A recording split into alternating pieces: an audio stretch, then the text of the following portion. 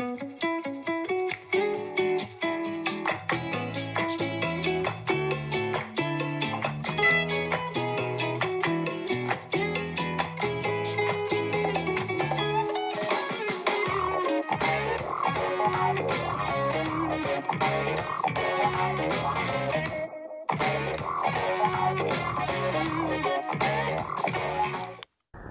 back to my Star Wars Expanded Universe chronological review series, and today we're covering the final issue of Tales of the Jedi, Dark Lords of the Sith. We've spent many months on this one series because I've been focusing on a lot of other videos, but we're finally wrapping up Dark Lords of the Sith, and after that we'll be moving on to what was originally the final arc of Tales of the Jedi with the Sith Wars, and we'll also be covering the audio drama next time as well.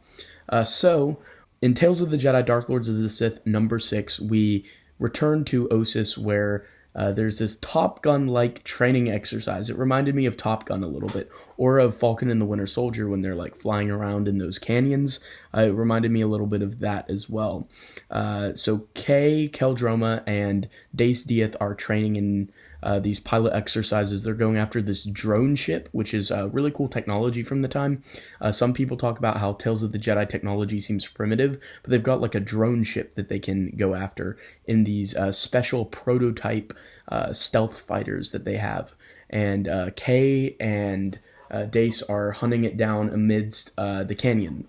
And Dace's ship crashes in a huge explosion next to Kay, and he's very concerned, but he levitates down using the Force, which is a very, very cool maneuver.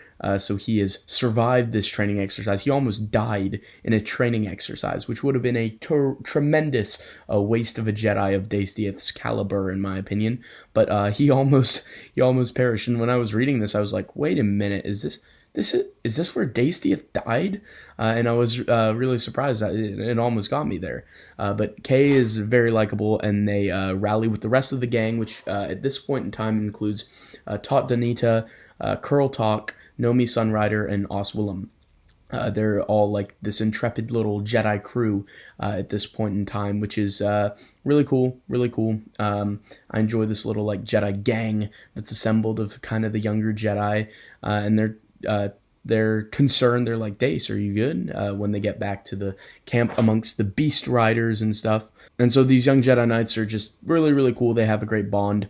And then Nomi and Kay go to visit the Jedi Masters. We have this great panel of like all of these alien-looking Jedi Masters, and we have like Ood Banar's in there, and Thawne, and Vodosiask Bass, and Nomi and Kay are really concerned about Ulic, because Ulic's been away in the Empress Teta system, and he's been seduced by Lemma Keto, and the entire system is like fighting the Republic right now, and they're really concerned that they've lost him to the darkness. So they've like, we've got to go get him out of there. Kay especially is like, we got to get my brother back. I'm very concerned. And the Jedi Masters are like talking about it, and Vodosiask Boss drops some wisdom bombs here on all of their puny Jedi Knight butts, and he talks about how he's already lost an apprentice to the dark side with losing his pupil Exar Kun. So it's very poignant, very kind of emotional here as they're talking with the Jedi Masters, but they eventually get the green light, get the okay, get the you can go from the Jedi Masters. So they're going to go to Sinagar in the Empress Teta system and pull Ulic out of there. And meanwhile, Exar Kun has also traveled from Yavin 4 with his two Masasi guards, and he has reached Sinagar as well, because he is looking for fellow students of Frida Nad. He is following Frida Nad here, and he senses that he needs to go and meet the other followers, who are currently Alima and Ulic. And Alima, meanwhile, is giving Ulic a present, and she is all seducey and all like, ooh, Ulic, I love you. Oh, blah, blah. Yeah, blah. And so she's gives Ulic the amulet that her cousin wore before his death, and she hands this amulet over to Ulic, and Ulic's like, wow, you're taking a great risk giving this to me. She's like, I'm enjoying our contest a lot.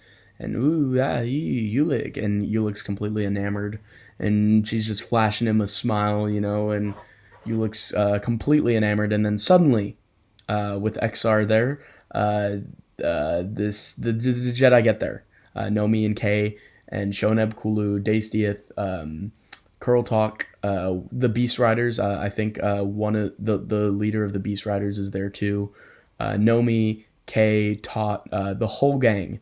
The whole gang's there. And it's a raid from their vessels, pew pew pew, blasting in, and XR is surprised by this sudden raid, and Oswillem's zipping around there with Shoneb Kulu, blasting things, even though Shoneb Kulu can't see. It's just such a well-assembled alien cast of Jedi.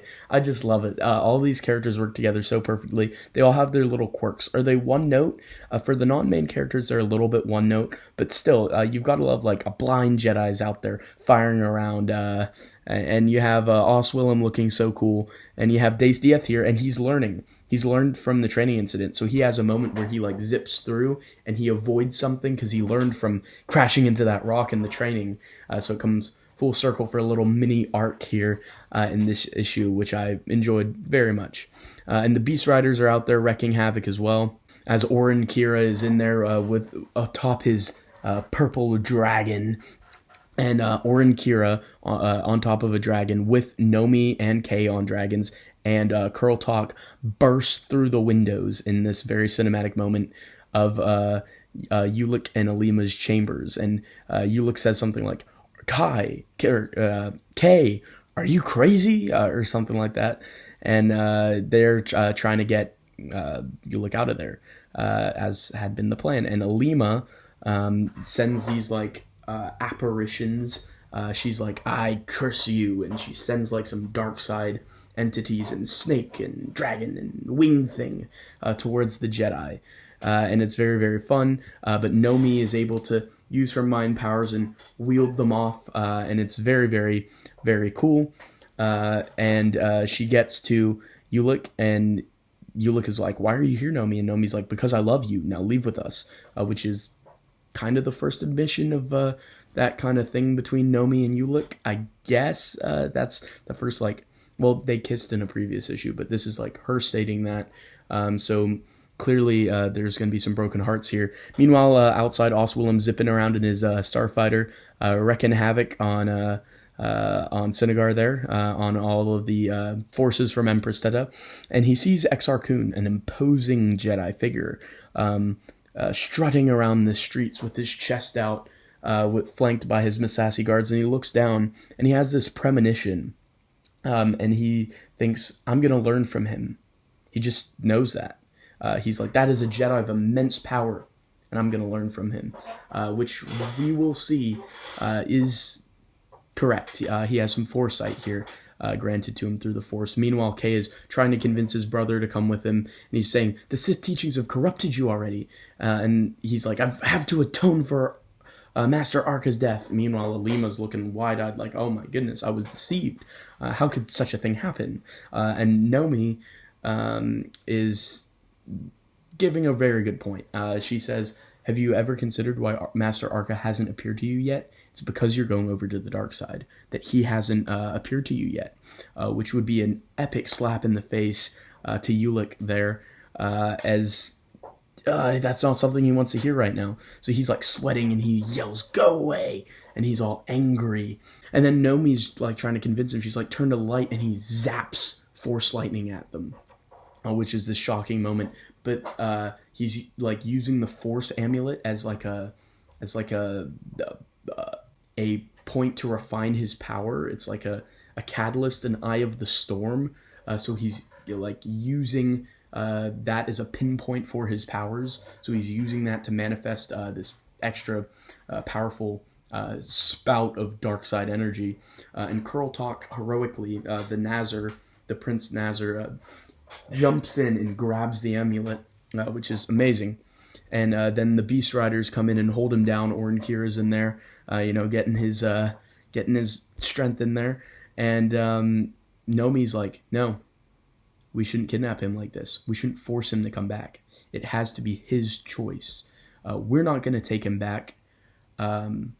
We should let him decide if he wants to come back or not, which is a very mature decision from Nomi. It shows her sage qualities. It shows her wisdom here. And, you know, I think it's pretty special, that decision, even though everything about me is screaming, like, no, take him.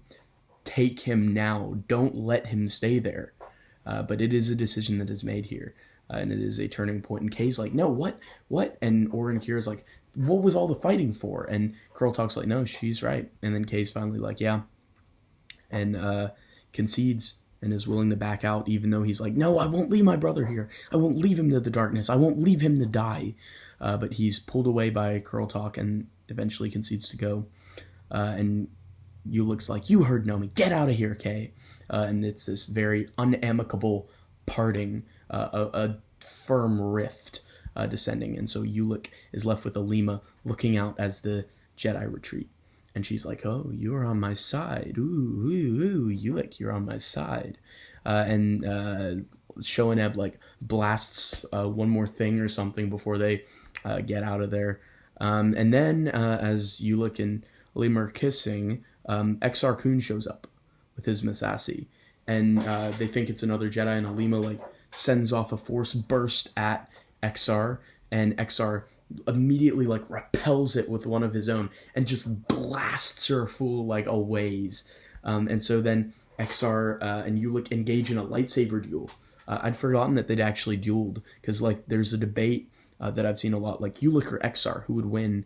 And before rereading, I had forgotten that they had a little schism before they joined forces as these, like, dark side brothers forged in the dark side. But as Exar commented earlier, as he was invading Sinagar, the amulet is, like, joined with Ulick's, so they're, like, sister amulets. They're, like, a pair, and so as they're fighting, they, like, start to, like, meld together, and then they get transported, and it says, like, the Sith are ancient mighty magicians, and they get a call from this ancient Sith with Friedenad here, and it is fantastic, absolutely fantastic. And he's like, it is your choice that I christen you Dark Lords of the Sith, and his finger, like, plants a mark on their foreheads, which leads to the distinctive marks that we know them for in the expanded universe. Just this sizzling embedded brand in their foreheads, which looks so cool. And then they, like, high five. They do, like, the meme bro high five of the muscly arms, and they're, like, joined. And Alima's, like, surprised seeing this. She, like, sees her lover, like, transformed, sizzling, radiating dark side energy. And Exar's like, so it begins. We will wage war. And Ulick's like, let it be so. So it's setting up this next arc. And it is dastardly, it is terrifying, it is scary, and it is setting up the finale arc to Tales of the Jedi before Redemption came along a little later. But we'll talk about all of that later in time. And next time we'll talk about the Tales of the Jedi audio drama. This has to be one of the best issues of Tales of the Jedi. Solid 9 of 10. Easily a 9 of 10. If not a 9.5. I love everything here. Everything, like, connects, everything comes to fruition.